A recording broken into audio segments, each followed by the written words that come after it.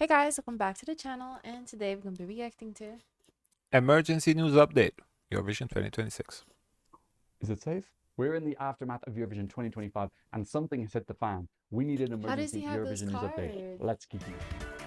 I don't know. Hi, my name is Tom. I'm an Irish Eurovision analyst, and you can find all of this stuff on my Eurovision channel. So as you may notice from the background, I'm back in Ireland after a very frantic 10 days in Basel. We're going back to this silver thing. What's underneath it? You'll never know. Butter. One day I'll do a reveal, but you have to wait. There is something underneath it. But yes, lots of drama happening right now. We need an emergency news update just to go through all of the drama. The first story is about Spain's President Pedro Sanchez. He's just officially demanded Israel's expulsion from the song contest. Quote, just like Russia when they invaded Ukraine, Israel should be banned. Because they feel like their scores was not reflecting the performance. Interesting, the president though. Listen, That's like a big deal. The president of the country, so they care. some of the people have been talking. They say we about to leave. Okay. The EBU, Spain is with Ukraine and Palestine. So really interesting because this is one of the leaders of a big five country, which just makes it that little bit something different. The president it's pretty is well involved in known that the Eurovision. big five have extra power. They said that Israeli's government is involved. Yeah. So but it's only fair. That's interesting because I'm like the governments probably are busy with other stuff. So for them to be occupied and interested in Eurovision, The blackout is over, okay? They can focus on Eurovision. Within the contest, obviously, they've got such a gigantic viewing audience. That's something that sponsors want. They don't want to lose potentially 40+ million people in Spain or the 83 million people in Germany. So this is why the big five have a big amount of sway within the contest. A Turkish newspaper, Cumhuriyet, sorry, I definitely pronounced that wrong, are reporting that Germany are the main people who are blocking Israel's banning from the contest right now. The biggest big five country, they have a lot of weight. They've said that if Israel is banned, they'll leave the contest. This is being reported allegedly by Cumhuriyet. Germany does not want Israel to leave. That's interesting. Sense because last year it looked like Israel were potentially going to be banned, and then all of a sudden it just stopped. And it makes sense that one of the big five countries, Germany, blocked it. They do have the power to do that. The EBU cannot afford to lose such a gigantic financial contributor, and also someone that the sponsors want so badly. Financially, I don't think that they could take that big of a hit. So it's interesting now that we have another big five country on the other side of. Well, to be fair though, Germany just had the election, so we have a new government, so they might have take a different stance on it. The spectrum saying we want Israel. They're not saying we're going to pull out if they aren't banned. They haven't reached that type of dialogue. But this is pretty big because it's coming from Spain's president. So this is at the very, very, very top level. And things are starting earlier this season than they did last season, where there was just this like real sense of what the hell happened, what the hell just happened. And now I think people are a little bit quicker on to making complaints. And we've had a couple of other broadcasters put out statements as well. I believe the Netherlands, Avrotros, oh my God, I can never say it, have said that they want to have like a little bit of an investigation as well. The Slovenian broadcaster RTV Slow are also raising questions to the EU. Netherlands? Ireland, I believe, has asked for they want to see the results. Irish broadcaster RTE, RTBF has released a statement in support of VRT, which is the Flemish broadcaster. RTBF is the Wallonian French one.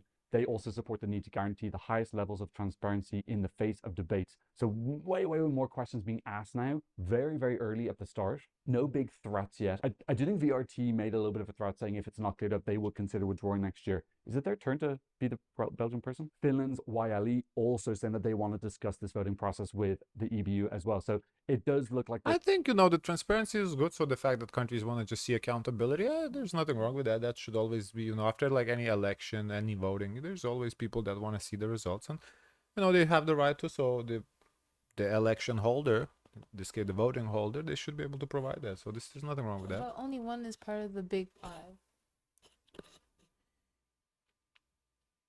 Doesn't matter. Still, there's power in numbers. If there's a lot of countries stand up, they can unite. It is united by music after all. There's going to be conversations over the summer. I do think they need to clean up the televoting process as well. It's just, we've always had problems with diaspora voting in the televote, but we've never really had a country like actively try and exploit that as maximally as possible. I don't think it's completely possible to get rid of diaspora voting, but it's just being exploited to such a big degree right now. And we're seeing these wildly exaggerated televotes. I want to again make a distinction between Ukraine and Israel here, and that Ukraine, this feels like an organic process. This is people who've been displaced.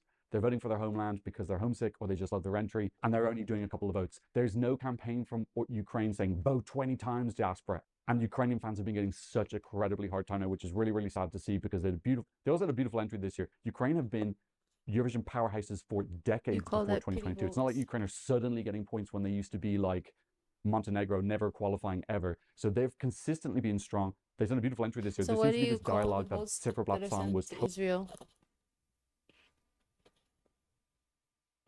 What do I call the votes? If Ukraine gets pity votes, what is Israel Yeah, doing? same. Diaspora votes. Definitely.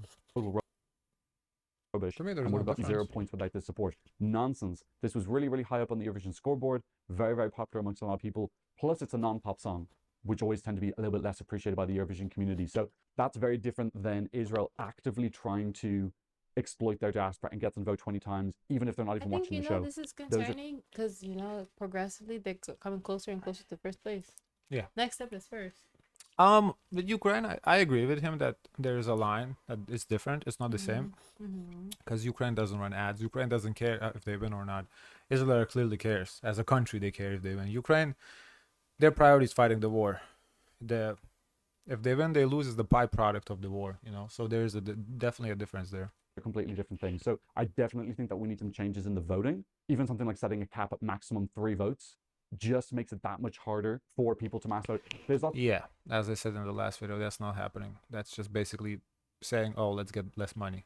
of other things as well. People talking about like having more IDs. The online voting wasn't very particularly strict in terms of where you're from, and it was easier to vote multiple times. We'll talk about that later though, because that needs a little bit more research. We'll have to wait and see what happens, but I don't know if the EBU would ban Israel without there being some sort of precedent. With Russia, we saw that they'd already been banned from the Olympics for the drug controversy. Then they had more bans for Russian athletes in 2020 and 24 games. Wimbledon banned Russian athletes in 2022, but now they're back, but they can't compete under the Belarusian or Russian flags. For example, Arina Sabalenka is currently the women's #1 tennis player from Belarus. So there was precedence in the sporting world. There hasn't been a precedence that I'm aware of for Israel being banned from anything. So I don't know if the EBU would want to be the first people to do that. I think if Israel were banned from FIFA, for example, or from the Olympic Games, then I think EBU would be more likely to say, well, here's the precedence for it, we can just follow suit. I think they feel like they're too small to be the initiators of that. So I think more realistic is televote reform to try and get rid of this loophole. It's not illegal, it's not against the rules, but it's 100% against the spirit of the contest, where you're meant to be voting for your favorite song, to actively try and manipulate that. Right, that's basically what I said in the video, is that they're not breaking any rules, but this the competition has become more like a political support your country than vote for the song that's the best song. Is it illegal in a video game to spam a move? No. So, but it does take It's away. annoying. Yeah, it's annoying. It's annoying. So this is becoming a nuisance. That's exactly what it is. It's a nuisance to the competition, but it's not illegal. So Yeah.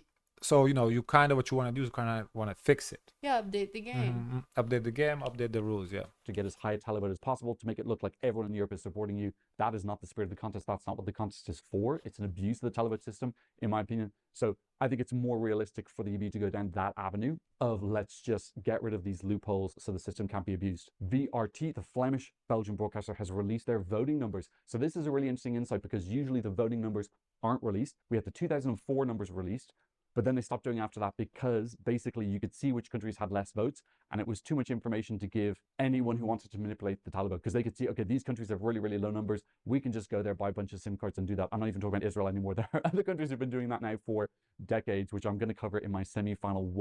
Right.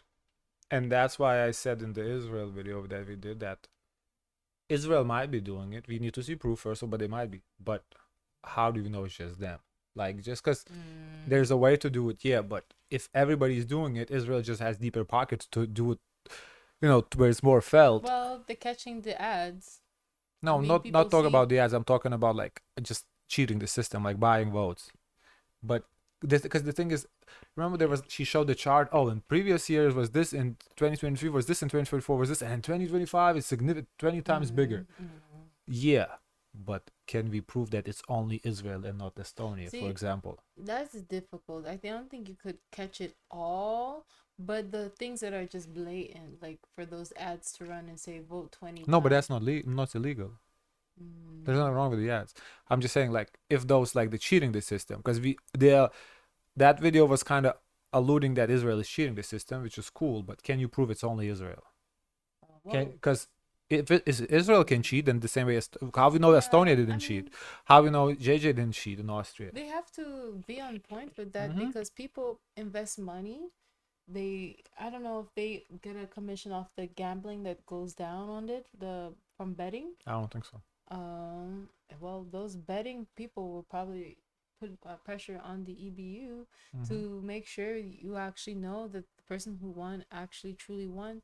Because imagine people who are betting and there's cheating going on. That's a big problem for them You too bring as an well. interesting point, yeah, because the people with the pockets, they can bet on a country, and Yeah. if they can sway the votes to that way, so they win the money, then basically they just get the money back tenfold.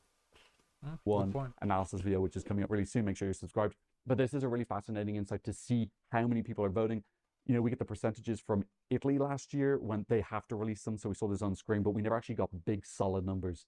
So this is something that me and a lot of the other Eurovision stats people are going to be looking at with a lot of interest, crunching these numbers. How can we apply those to work out how big a campaign needs to be run to actually be able to influence the televotes in countries? Okay, another story coming out is from Swedish media, and this is a little bit of an odder one. So Martin Österdahl, who's currently the executive supervisor of Eurovision, has an apartment in Stockholm. Don't worry, I'm going somewhere with this. This isn't a random ramble, but he's been having a dispute about this apartment. It sounds like he lives in Switzerland and he also has a villa, and then he has this apartment in Stockholm, which he just uses occasionally. And it sounds like the building were not happy because he was just never there. It was an empty apartment.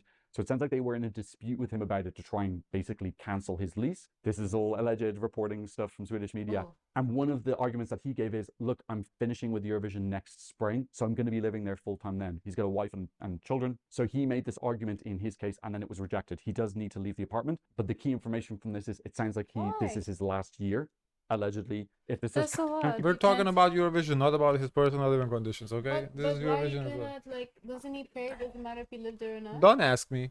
I don't know. That's so odd. We're talking about him leaving Eurovision here. Don't come for me. I'm not Swedish media. But yes, it sounds like this could be his last year. A lot of people were thinking potentially he'd step down after last year. He wasn't very visible this year. I didn't see him once in the press room the whole time I was there. Previous years, I've seen him walking around occasionally. He's very tall. I've never really seen him interact with fan media, but you can just see him like passing through the press room. I didn't see him a single time this year. We didn't see him say his good to go phrase.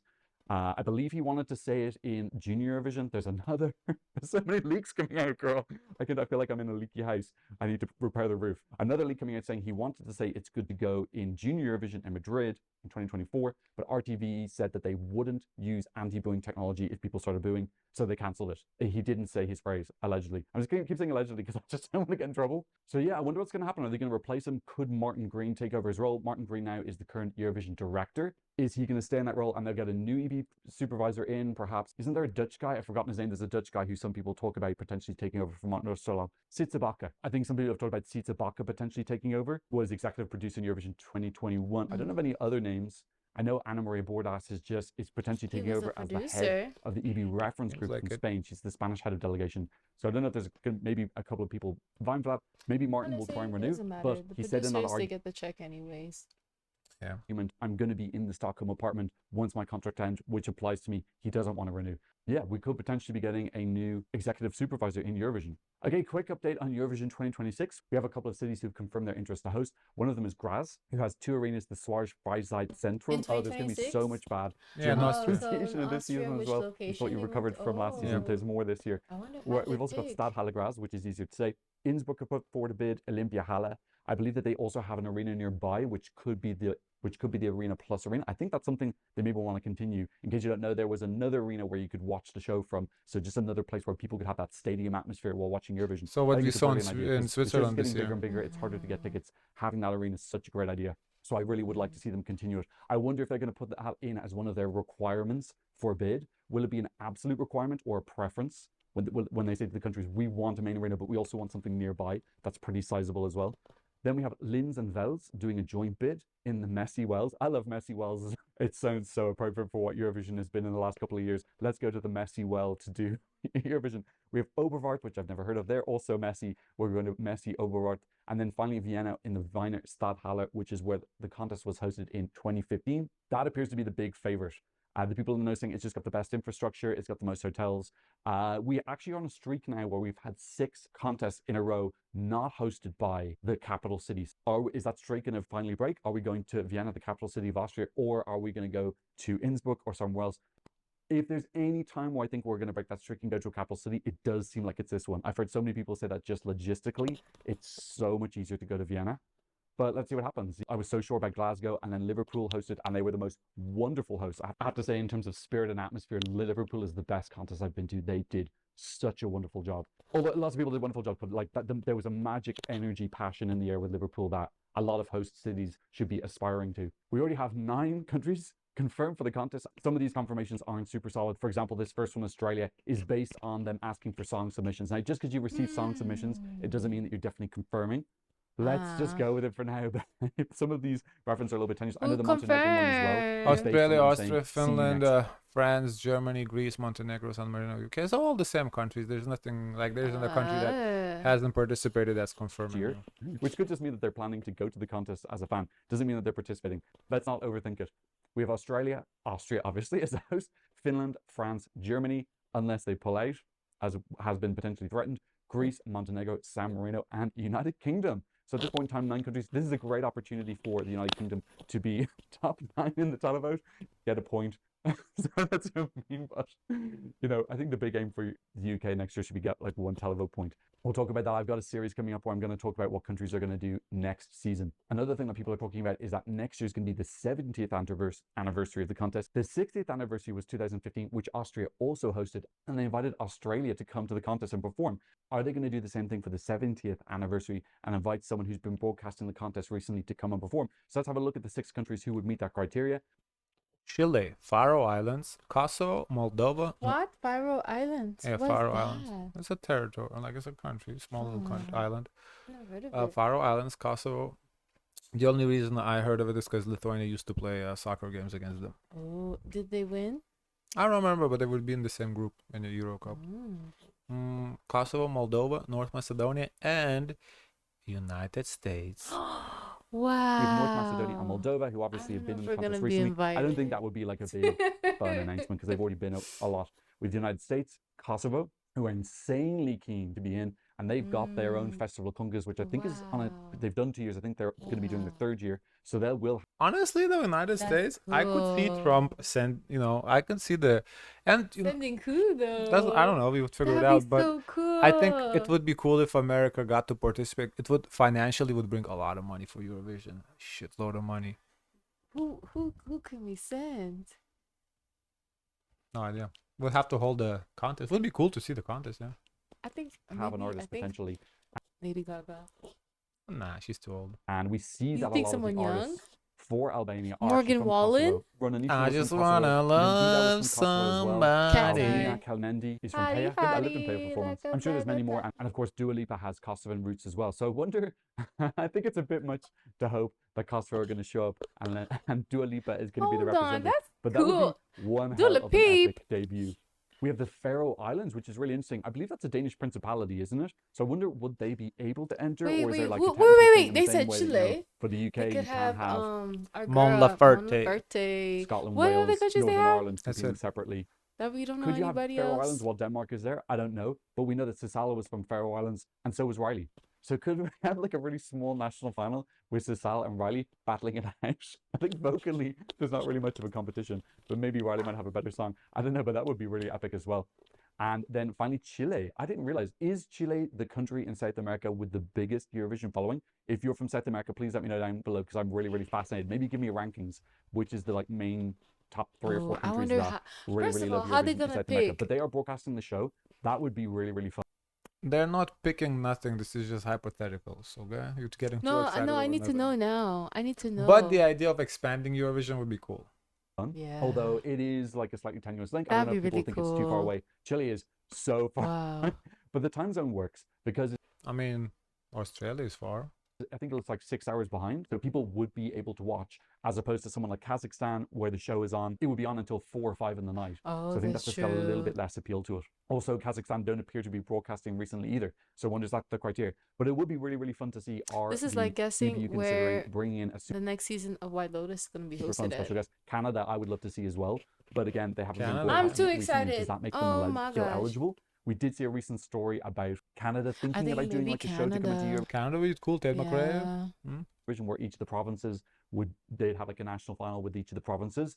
And I thought maybe that was one of the reasons that Celine Dion was coming because she's French Canadian. Maybe she was going to announce Canada is going to be there next year as a special guest. It's not impossible, but again, it depends. That's if there is crazy. That it didn't happen. I know, but I would have been gagged. Australia obviously have been broadcasting it for years. before they were invited as a special guest in 2015. What do you But think? think Can we comment about down it. below? Okay, They we have a could be breaking hinting news story. it. I was actually just editing this video and we What? They could be hinting Canada. see that there have been a lot of resignations from Eurovoix. If you don't know, Eurovoix is one of the main news sites. I actually use it here on this channel when I do my regular news episodes and I'm getting all the stories. That's one of the I main think sources that I go to. But James, who does the Eurovoix podcast, who if you're actually sending featured someone on from the my States, content it creator gotta chat. be someone who can really sing. Really sing. Mm-hmm. That's episode I did after semifinal number 1. He's resigned. So has Dan, who does these incredible graphics, has done a couple of graphics for the stages, which I think some of them got copied. Really talented graphic designer Listen, from the Sweden. one James who is from the went to the UK. He's resigned China as well. And then a competition. couple of other ones as well. Leave a message who I don't know What's her personally. name? But it She's looks like a lot Canadian. of people were joined. She's So I'm not sure Canadian. what's going What's her on. That's name? a story that's breaking just now. But very sad to see. But okay, that's everything for now. Don't forget, I'm going to be releasing my semifinal 1. It's Fuck. really pretty. Fauja. Bauja, yes, Bauja will eat it up. From She would be Canada. good in Eurovision, but she is Mhm. Canadian though. Canadian Moroccan, so maybe Morocco want to come back. Oh, Mm. this got me very excited. Can I see the comments? Yeah, it would be interesting to expand, to the Yeah. stage or even Latin American countries. Would be interesting to see. Yeah.